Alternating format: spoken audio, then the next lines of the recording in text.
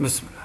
À la table voisine de la mienne se trouvaient le roi et la reine de Jordanie, le secrétaire d'État Colin Powell, le représentant de la Ligue arabe, le ministre palestinien des Affaires étrangères, le président de la République d'Allemagne, le président afghan Hamid Karzai et d'autres personnalités engagées dans la guerre et dans le processus de paix auquel nous assistons actuellement. Bien que la température approchât les 40 degrés Celsius, une douce brise soufflait sur le désert. Un pianiste jouait des sonates, le ciel était clair, des torches répandues dans le jardin illuminaient l'endroit. De l'autre côté de la mer Morte, nous pouvions voir la Palestine et la lueur des lumières de Jérusalem à l'horizon.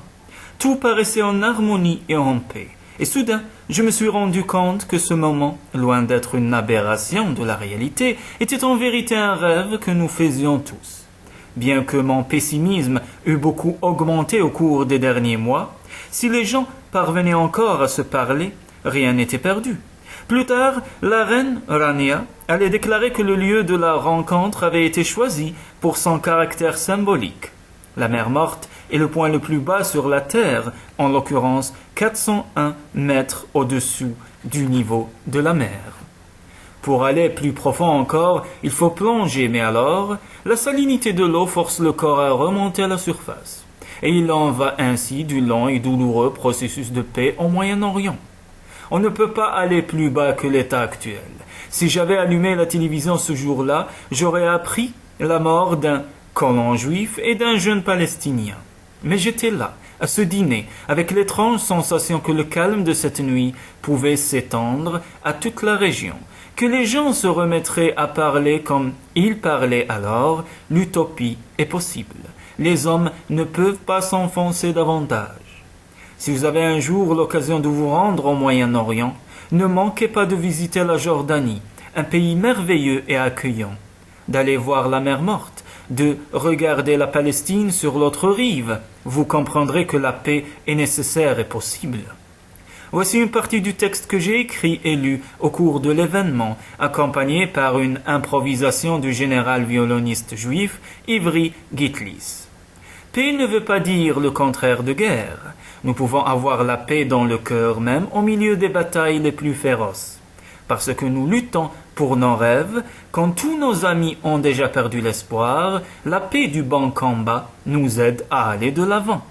Une mère qui peut nourrir son enfant a la paix dans les yeux, mais si ses mains tremblent parce que la diplomatie a échoué, que les bombes tombent, que les soldats meurent, un archer qui ouvre son arc a la paix dans l'esprit, même si tous ses muscles sont tendus par l'effort physique.